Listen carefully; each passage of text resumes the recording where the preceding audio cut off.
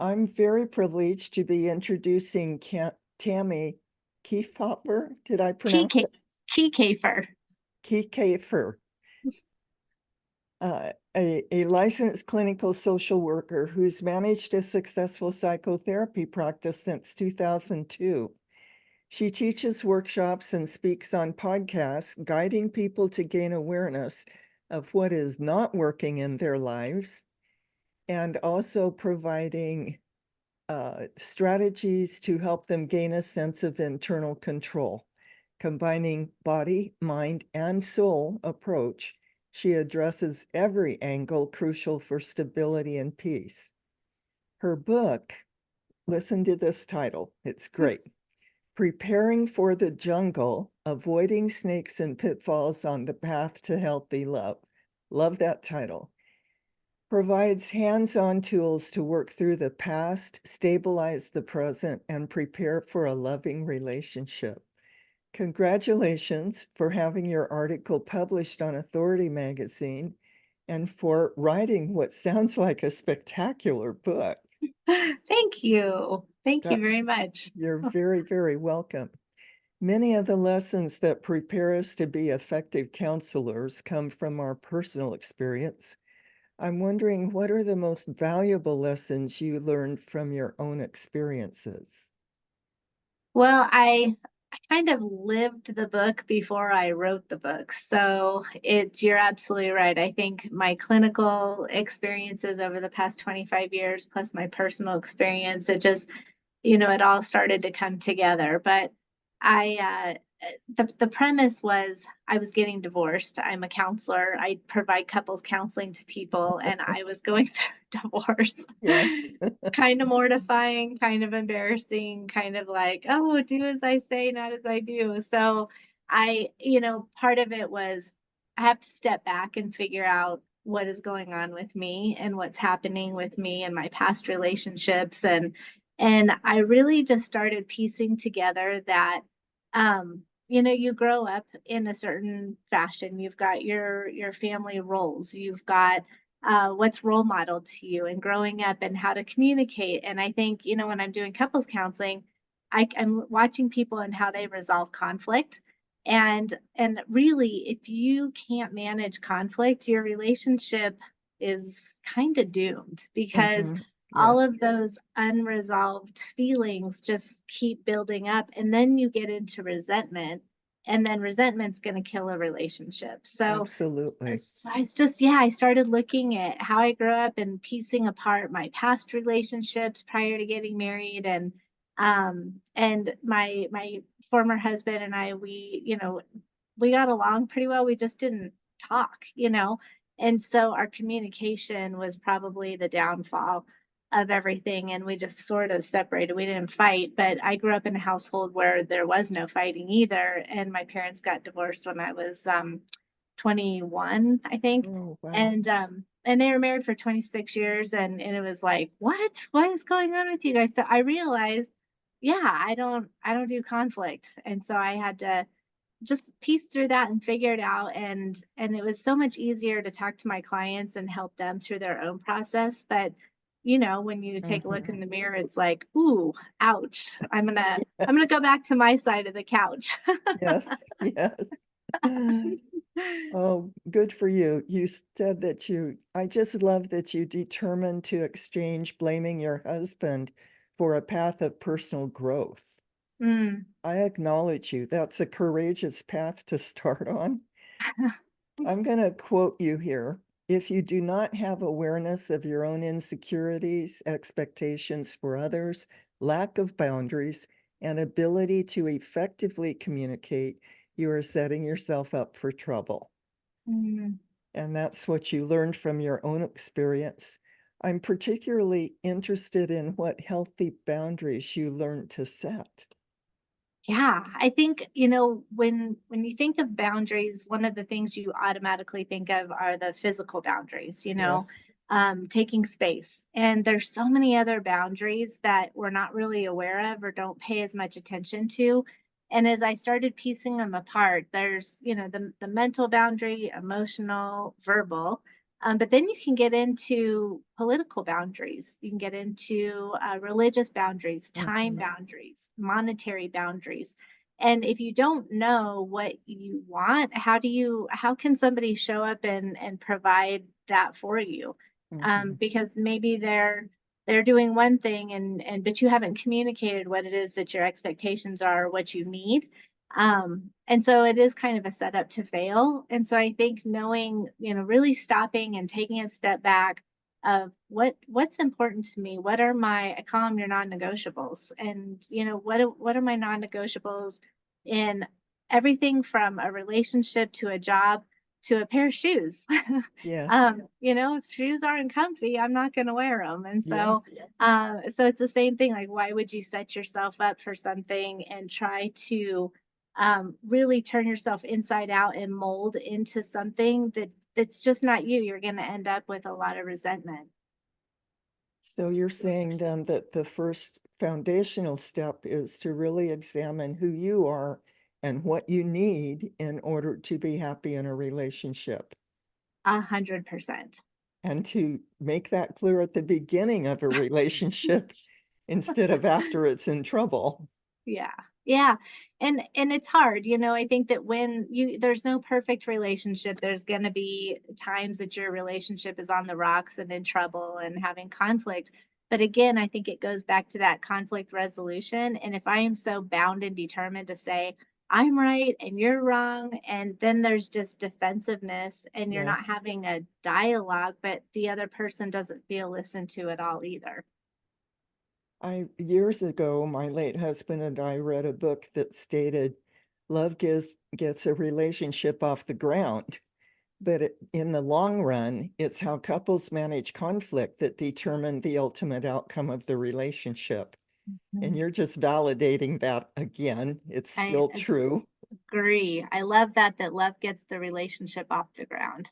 I It's love like a that. It's true. rocket. It Yeah. blasts off the ground with a lot of wonderful feelings.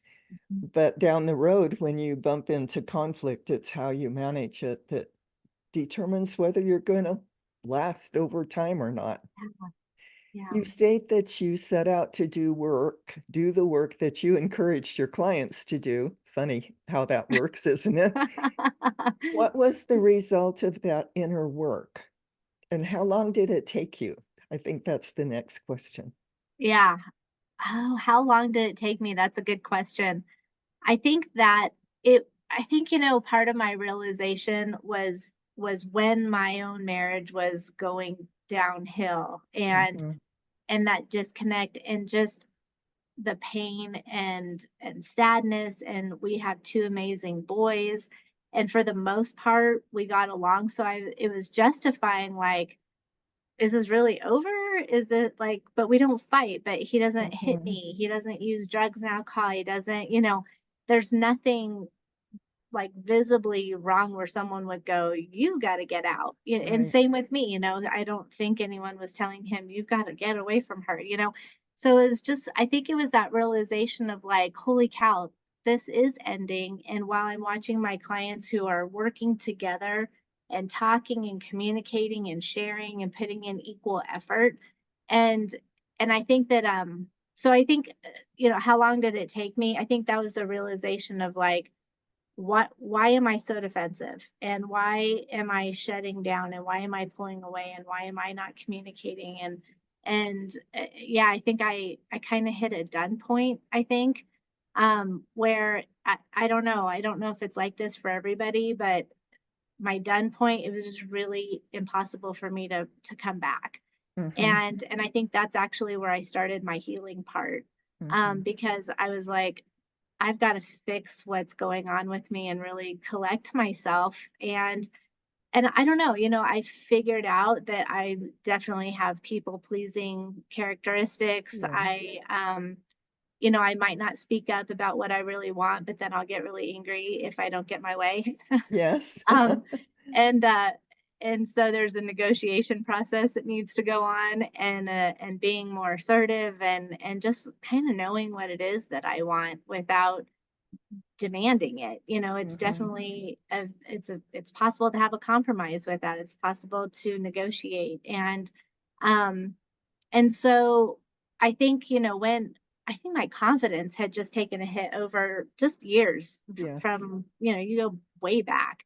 And and just feeling like I wanted to be picked, I wanted to be chosen. I wanted someone to say, "I choose you." Mhm. And I think in that process I would want a relationship so badly a long time ago that I just kind of go blindly and go, I pick you.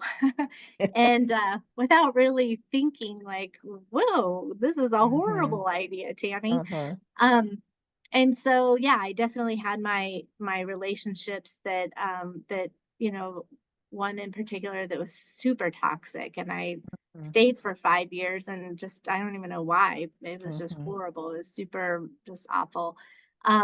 And then I met my former husband, and it was just like a breath of fresh air. And so I don't know. I think through that process, my confidence, I just stopped listening to myself. So Yeah. when I after this stuff, after the work, after everything, I came into the world again with this confidence where I was like, I'm good by myself. Mhm. And if I met somebody, they'd be a bonus in my life, but I don't need Mhm. that person. And holy cow, it's such a different I'm remarried now, Yes. and it is such a different relationship Yes.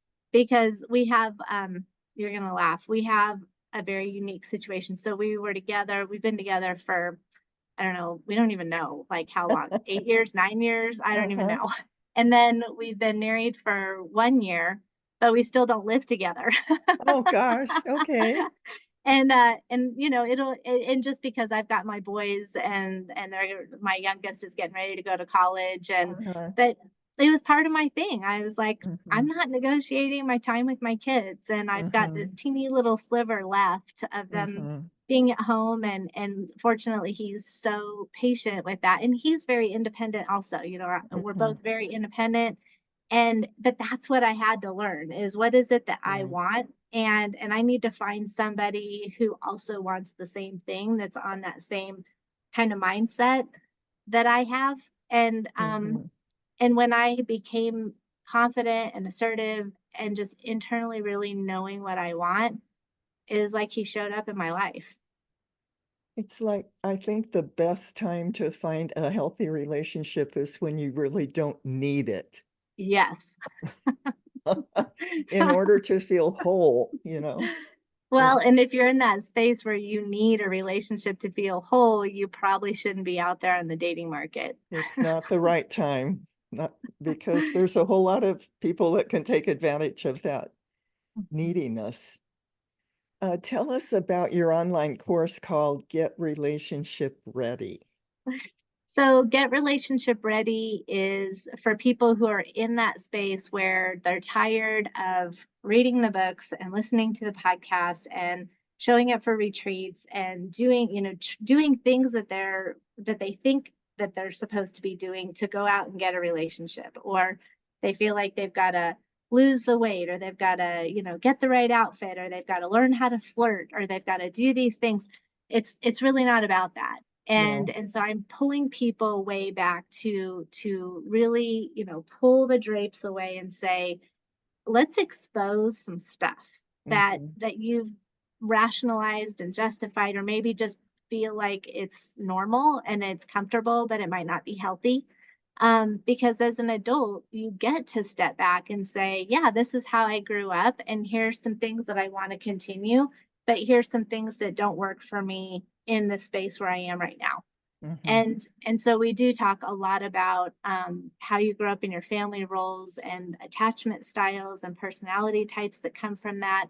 And not only your own attachment, but where your caregiver was in that moment, also. Yes. Because you don't want to come out of childhood with a bunch of resentment. That's not going to do you any good. It's just going to weigh you down. So it's about working through some of that resentment, working through it, and understanding, having a little more compassion, which is kind of a stretch when you're dealing with trauma. Yes. But it's possible to get there. Um, and then reworking communication and how you resolve conflict, and understanding foundational aspects that are so important in a relationship. and just even pointing out the difference between a toxic relationship and a healthy relationship, because you sort of revert back to what's comfortable, but again, it's not always healthy. Which is why we often resent or react against what we're in because we've picked something that's comfortable without Yeah. resolving those childhood issues. What role does self-respect have in expecting others to treat you with respect? I think that it's an energy. I mean, I talk a lot about energy. I taught yoga. I'm a certified yoga instructor and I taught a long time before I had before COVID, and Mhm, then I would bring yoga, that aspect, into my clients when they come in. That some people would bring a mat in and roll it out. We put together a sequence because I just believe that there's so much energy that goes on in your body. mhm. And, you can do an experiment if you go to the grocery store and you wear something like, I don't know, even just two different color shoes, or your hair's all messed up, or whatever. You go in with a different energy and you're not looking at people and your eye contact is down and you just present yourself differently, even something silly Mhm. like that. Or you can go into the grocery store and you can be, feeling good, and you're carrying yourself differently. Your head's up and you're saying hi to people, it's just you see how people react to you one Yes. way or another. It's kinda like, "Ooh, she's not very approachable," and Mhm. then it's such an interesting experiment on a smaller scale from relationships. Um, but if you're carrying yourself with disrespect and your internal dialogue is negative and you're critical against yourself and you're not giving yourself credit for things that you're doing, or just, it comes out, and I just feel like energy attracts energy. And Yes. so if you're in a really tough spot and not respecting yourself, you could get out there, like you said, you're gonna attract someone who could definitely take advantage of you. Yes. Or maybe they're in a space where they're not self-respecting either, and then you've got, I don't know, maybe a codependent relationship because there's Mhm. not a lot of assertiveness and speaking up, and Mhm. um, that you're getting into it to help you feel better, but that's more of an external validation Yes. versus that internal sense of self. There is no substitute for that internal validation, is there? Now, What is the difference between healthy conflict resolution and unhealthy conflict resolution? I use there's a cycle of unhealthy conflict resolution that I refer to, and it's more of a pie chart. So in unhealthy conflict, you typically have the stress of the world. You've got money stress, or you've got family stress, or your traffic, or your job, or whatever. And that tension can build.